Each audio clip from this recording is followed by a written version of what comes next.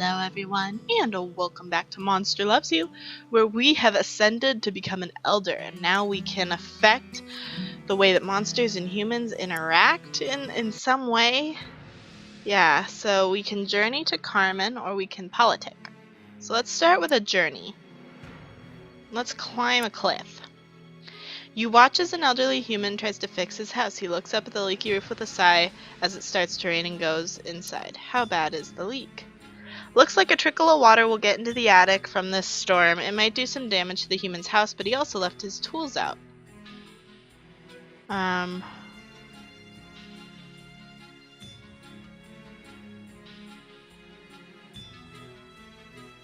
Oh, you can make it worse. That's awful. We have high kindness, so let's do that. You cover the tools with your finest slime. As you leave, you notice the human at the window looking down at his slimy tools. You hope he appreciates the protective cocoon. He scratches his head, but you're fairly sure he's smiling. So humans now view monsters 28% better. I wonder if this will stop being like a sad face eventually. Let's do monsters hugging. You're splashing through the rain gutters when you spy a human on the steps below. She snuffles and sobs into a tissue. A crumpled letter lies beside her. You slide down a gutter and squat beside the human. She squeaks and holds very still when you don't attack her. Finally, she says, "You want to know why I'm crying? My parents say I must marry Ernest, but I don't love him. I just wish he'd go away." Oh gosh. I don't know if I have these.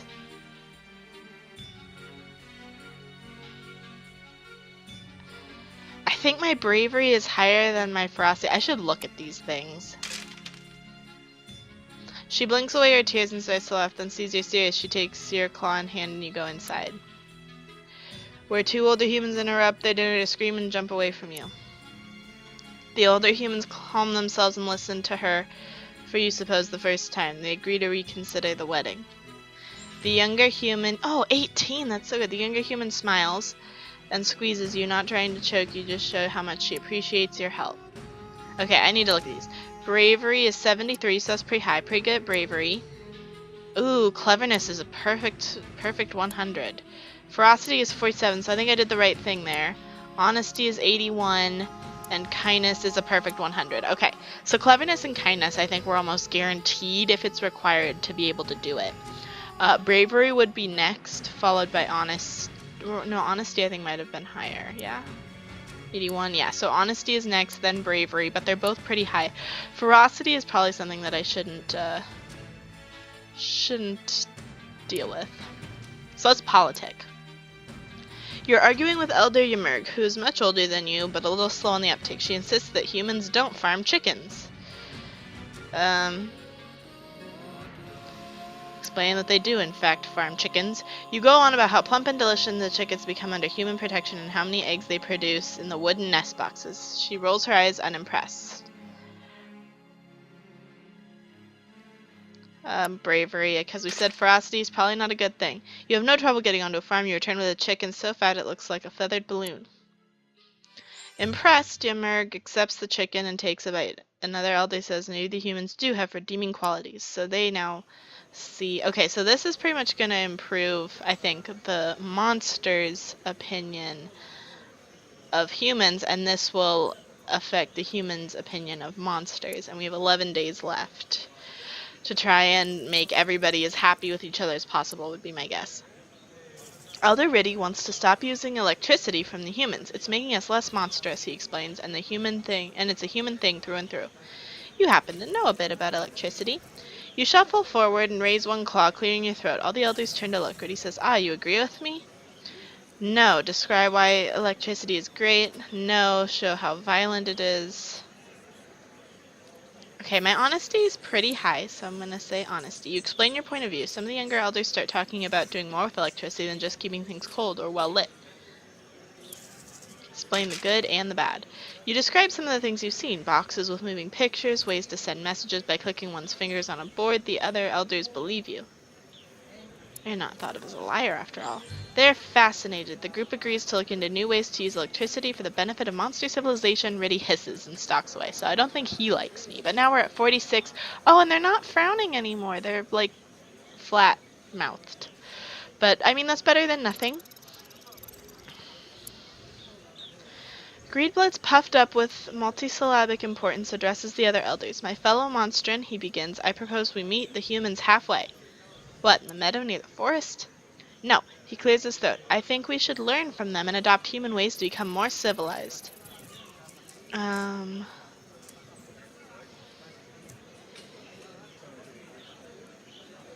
Let's do the one that requires clevers, because, yeah, our cleverness is perfect. You make a persuasive case. Under your tutelage, the other gathered elders learned much about organization governing the human way. Alright, so they're actually pretty happy. Monsters are pretty happy. They're at 64% now. So let's go to Carmen again. Well, logic. That would look like the logic monster anyway. An older human and many children sit in rows in a hot, echoing room. The older human drones on while the children look at everything but him, the windows, the clock, even your hiding spot. What is the older human saying? I think we're in a lecture hall. He's telling him about lifeology, you know that. But judging from his expression, he doesn't seem to find it very interesting himself. Step in and show him how to teach. You burst into the classroom, everyone stops to stare at you. For one precious moment, nobody does anything. We could do either one of these. They're both 100. The workings of living things or the attitude behind doctoring. Let's do attitude behind doctoring, because kindness was like a big thing for the whole game so far. You begin by telling them that one must know one's own heart to work with the hearts of others. The children listen as you go on and on about compassion and its uses in healing. You explain how kindness is the only real virtue, the origin of all others. By the time the class is over, you're hopeful some of the children will go on to become doctors. You leave surrounded by thankful humans. 8%. So let's go to Carmen again, because they're still not happy with us. Oh, the skull seems like a scary one. You see bolts of lightning hit a strange rod on the roof and investigate. From inside the house, you hear someone shout, "Live, live," followed by maniacal laughter. Are we witnessing the birth of Frankenstein's monster? You listen at the window and hear a maniacal rant. This human is building a creature out of other humans, dead humans. That sounds familiar. Consider what you've heard of such things. Someone did this a while back in the mountains, and they made a creature, but it was more like a monster, and it did some bad things, and a lot of monsters got killed because of it. Oh, gosh. Stop him. His plan is bad for the humans who live here, and it'll make things hard on your fellow monsters, most likely. You set your mind at stopping him, but how? Let's use our cleverness, because we have 100 cleverness. Upon consideration, you decide to stop the flow of lightning at the source. As you snap the rod in two, the lights in the house go dark. From inside, the human lets out a wail. Time to go! More humans. Oh, yay, it did go up. Smash down the door and discuss the matter with the shouty one. They have pitchforks and torches. You did us a boon. Alright, I was afraid they would hate me for that, so I'm glad they don't. Because I thought I was going to anger that one human, and he was going to go talk about how monsters are terrible because they stopped him from doing his work. Let's do some sleeping adventuring. You're just concluding a thrilling speech to the other elders. Oh god, something is interrupting. What the snack is that noise? Old Hamrag fell asleep in the middle of your speech. Again, his pig-like snout and 4 nostrils give his snores a poignant yet thunderous quality. You'd have success whispering at the moon. Hamrag keeps snoring. Talk loud over the snoring. Hamrag wakes up. He looks around and says, "You know, humans are pretty nasty. They sharpen rocks and cut things with them. Also, they kill each other all the time." Explain humans don't do that anymore. You remind everyone that Hamrag's information is far out of date. Humans forge knives now, and they only rarely kill each other. The old snouter says, "Suppose you're right." Alright, we have pretty high opinion. I'm assuming our goal is to maybe get to 100 in both. We're close. We're at 82 and 72. I haven't made a mistake yet, which is good. You decide to check out the Carmen Carnival. Mupsy recently mentioned. Following her map, you take lefts and rights and straight-ons until you look up and... Uh-oh. Humans everywhere! What's the noise and smell over there? That looks like an organ grinder, monkey poop, and lots of human children. And a tiger. Wait, a tiger? The tiger is running through the crowd, right through the middle. Actually, that's because the crowd is scattering away from the tigers. Aren't humans afraid of tigers? Come to think of it, humans are scared of tigers and usually keep them in cages, don't they?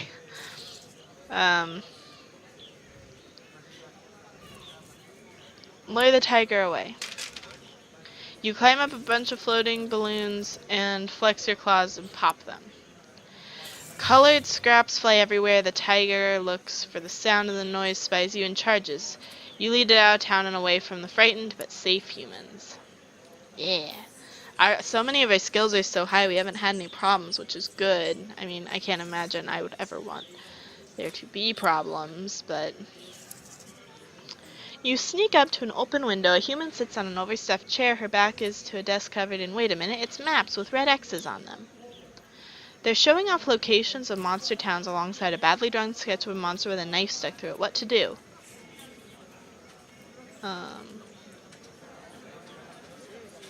Requires claws. Let's use our cleverness. You walk in the study quietly and begin moving the maps around.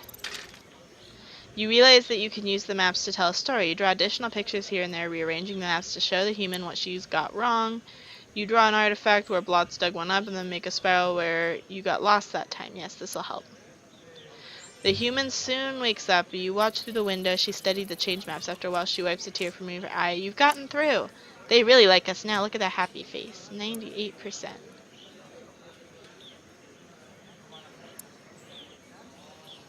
Humans love monsters. And... yep, monsters love humans too. Sweet. When the inevitable conflict comes. So war is coming. It's like winter is coming, except worse, maybe. I don't know. That depends on how much you like Game of Thrones, if you decide that war is worse than winter. Okay. Kenil Aslet, electrical genius, holds his abacus, turning the rocks for you and the other elders to see. The calculations don't lie. All humans find out about monsters in 2 months. These figures are rock solid. We should prepare new hiding places.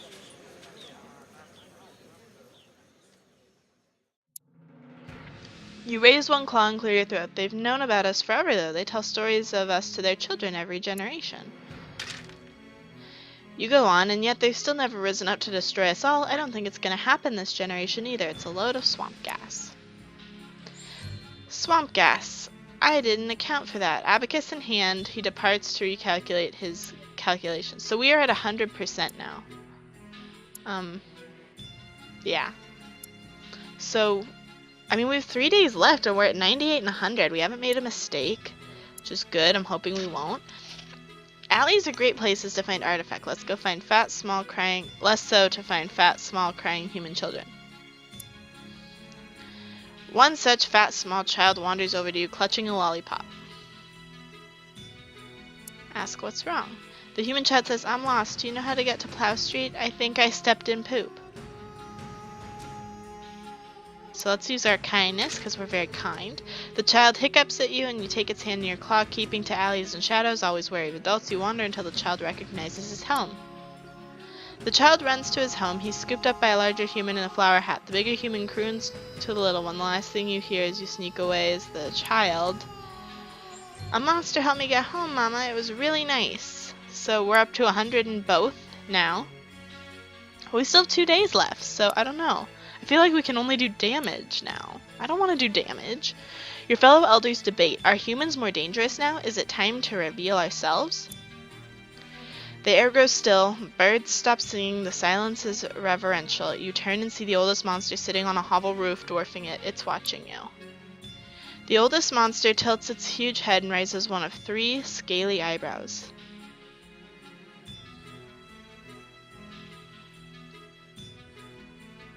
Was honesty or brave? Honesty was higher.